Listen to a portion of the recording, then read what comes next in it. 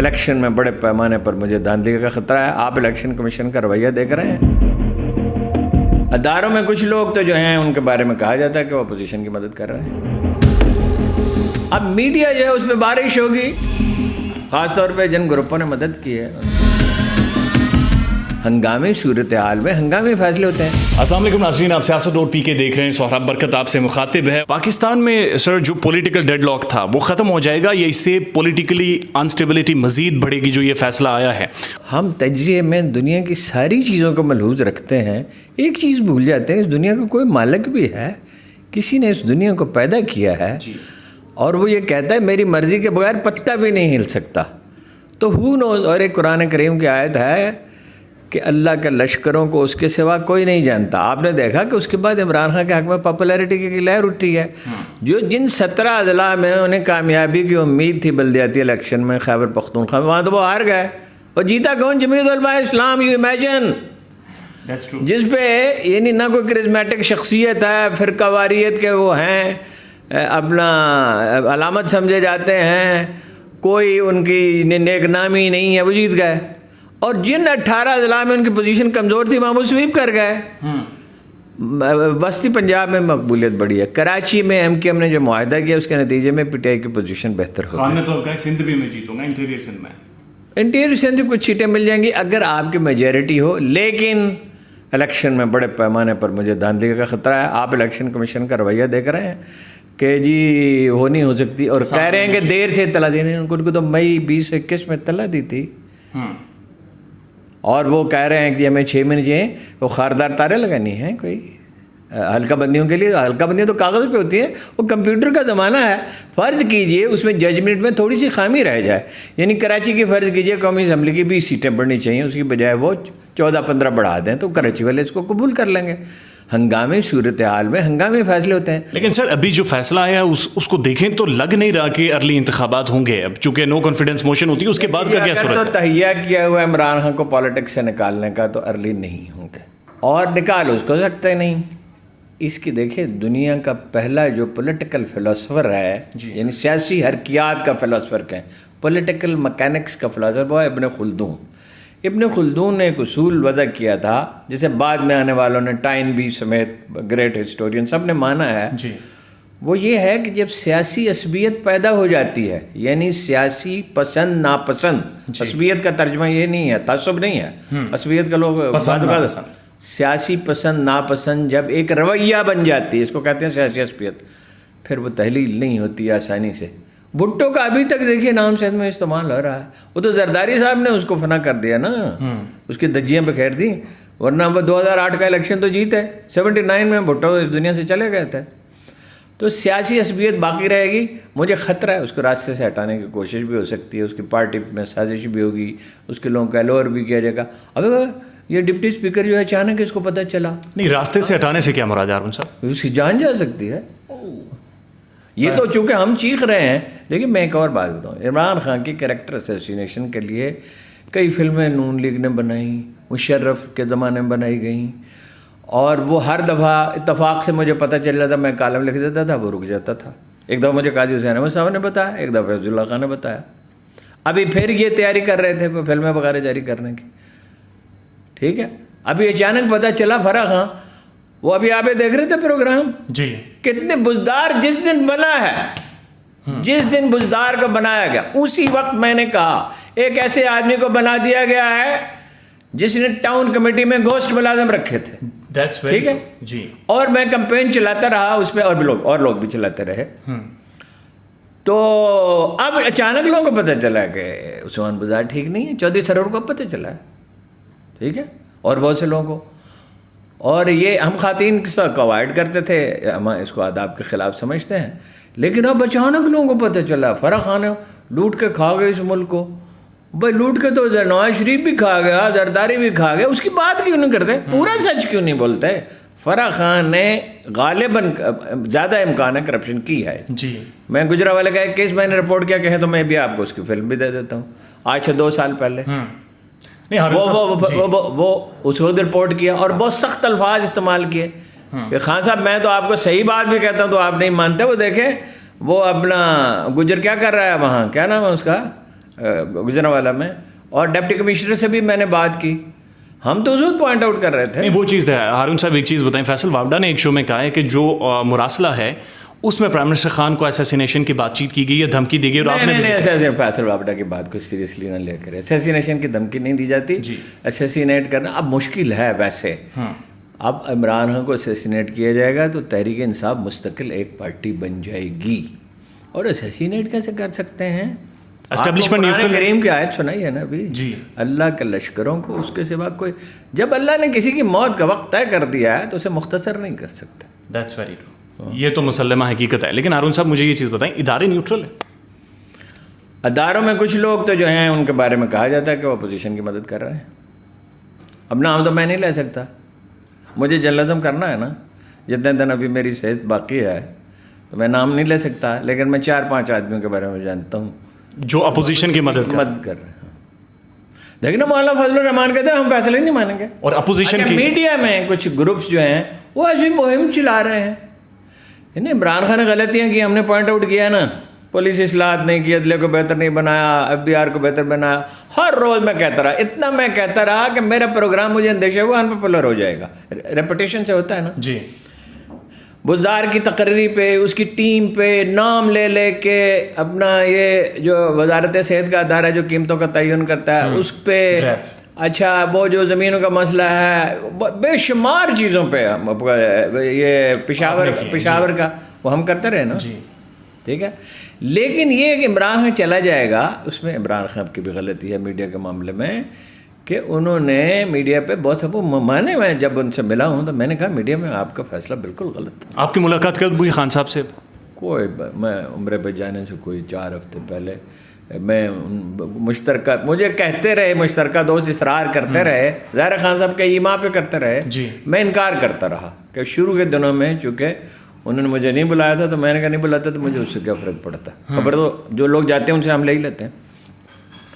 پھر میں نے فیصلہ کیا کہ یہ مناسب نہیں ہے, اب اس میں ایک تکبر کا شاید اظہار ہو رہا ہے کہ میں نہیں ملتا کسی. تو میں گیا ان سے ملا, میں نے کہا یہ میڈیا کے سلسلے میں آپ نے کیا کیا, تو انہوں نے تسلیم کیا کہ پالیسی غلط ہے. اب میڈیا جو ہے اس پہ بارش ہوگی, خاص طور پہ جن گروپوں نے مدد کی ہے ان پہ. سر آپ یہ کہہ رہے ہیں کہ اپوزیشن کے کچھ لوگوں کی, اسٹیبلشمنٹ کے کچھ لوگ مدد کر رہے ہیں, اور اپوزیشن کی کون مدد کر رہا ہے سر؟ اپوزیشن کے پیچھے کون ہے؟ اپوزیشن تو اپوزیشن ہے نا. عمران خان تو یہ کہہ رہے ہیں کہ اس کے پیچھے امریکہ ڈیفینیٹلی رجیم چینج چاہتا ہے, یہ کوئی عجیب بات تو نہیں ہے. سارا ترکی میڈیا کہہ رہا ہے, ایرانی میڈیا کہہ رہا ہے, چین میں بھی اس کے اشارے ملے ہیں. اس کو پیسے شیسے بھی بھیجیں گے پاکستان؟ میں کہہ نہیں سکتا, لیکن پیسے کیا مسئلہ ہوتے ہیں, پیسے تو اس کے لیے زیادہ پیسے تو نہیں چاہیے, اتنے پیسے زیادہ زرداری صاحب نے خرچ کیا. عمران خان نے جو جن سرپرائزز کی بات کی, ان چیزوں کا کوئی تحریری ثبوت تو ہوتا نہیں. جی پلیز. ہاں جی, کل وہ آدمی مجھ پہ مقدمہ کرے تو میں کیا کروں گا. ہارون صاحب, عمران خان نے جن سرپرائزز کی بات کی ہے, اس فیصلے کے بعد سرپرائزز سارے ختم ہو گئے؟ نہیں, عمران خان کے پاس تو بہت کارڈ ہیں. عمران خان آج اعلان کرے کہ وہ سپریم کورٹ میں جو مقدمہ ہم نے دائر کیا, امریکن نے انفلوئنس کرنے کی کوشش کی ہے, سپریم کورٹ اس پہ بھی فیصلہ کرے, اور اسی طرح جلدی فیصلہ کرے. جلدی سے مراد افراتفری میں نہیں ہے, 2 دن میں نہیں ہے, یعنی ہفتے 2 ہفتے میں 3 ہفتے میں 4 ہفتے میں فیصلہ کرے کہ امریکہ نے انفلوئنس کرنے کی کوشش کی اور میں اس کے لیے جلسہ کروں گا. کل وہ لاہور میں جلسے کا اعلان کرے تو یہ اسلام آباد کے جلسے سے بڑا جلسہ ہو جائے گا. دوسرا جلسہ کرے کراچی میں, تیسرا کرے پشاور میں, چوتھا کرے اسلام آباد میں, 5واں کرے ملتان میں, 6ٹھا کرے گجرانوالہ میں, فیصل آباد میں, پورے پاکستان. تو اس کے بعد کارڈ ختم تو نہیں ہوئے, اس کے ورکر اس کے ساتھ ہیں, اس کے ووٹر اس کے ساتھ ہیں. اس کی مقبولیت عمران خان کی بڑی ہے ویسے. بڑی, بہت بڑی ہے, تھوڑی سی نہیں بڑی. میں نے آپ کو پختونخوا کی مثال دی, دیکھے تو ڈیٹا ہے نا. جی. گیلپ نے سروے کیا, 68% لوگ کہتے ہیں اسمبلیاں تحلیل کرنے کا فیصلہ درست ہے. 68% لوگوں کی رائے سے ہم یہ نہیں کہیں کہ سپریم کورٹ کا فیصلہ صحیح نہیں ہے. مطلب لوگ کیا چاہتے ہیں, الیکشن چاہتے ہیں. ہارون صاحب مجھے یہ بتائیں کہ ایک طرف عمران خان, دوسری طرف opposition with the support of international establishment, اور آپ کے مطابق یا خبر کے مطابق کچھ اسٹیبلشمنٹ کے لوگ بھی, اس میں اتنی جان ہے خان میں, ایسی پرسنالٹی ہے کہ سب کا مقابلہ کر سکے. وہ جان کی کوئی بات نہیں ہوتی, خدا بندے تھوڑی فیصلہ کرتے ہیں. خدا کو کوئی لشکر چاہیے ہوتا ہے. ایک اکیلا دبلا پتلا آدمی, ٹی بی بھی ہو گئی تھی, محمد علی جناح اکیلا تھا نا. جی. لشکر اللہ تعالیٰ خود فراہم کر دیتا ہے. آپ کا کیا خیال ہے, وہ کسی نے کہا کہ نواز شریف 20 سال 25 سال حکومت کرے گا. میں نے کہا اچھا پھر اللہ تعالیٰ نے عمران خان میرے جیسے لوگوں کو کیوں پیدا کیا؟ وہ یہ اللہ کے فیصلے ہیں، لوگ سمجھتے کیوں نہیں؟ عمران خان ان کو دفن کیے بغیر نہیں جائے گا، اسے گورننس نہیں آتی ہے۔ مطلب اس نے کیا غلطی کی؟ میڈیا کا آپ کو بتایا ہے، بزدار کا تقرر جہانگیر ترین کے ساتھ بہت معمولی سا مسئلہ تھا، سالو ہو سکتا تھا۔ وہ اکیلا تو نہیں تھا فیصلہ کرنے والا، وہ تو کابینہ نے اپروول دی تھی، پنجاب حکومت نے اپروول دی تھی، ان میں سے تو کسی کے خلاف کارروائی نہیں ہوئی، اصل میں ناراضگی ذاتی تھی۔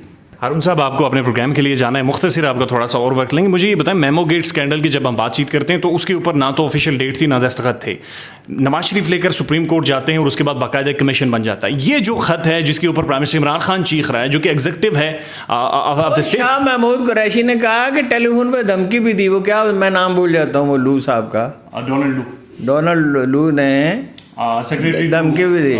یہ ڈونلڈ نام کے لوگ سارے پاگل ہوتے ہیں، میرے ڈونلڈ ٹرمپ بھی ایسا ہی ہے، یہ بھی ایسا ہی ہے۔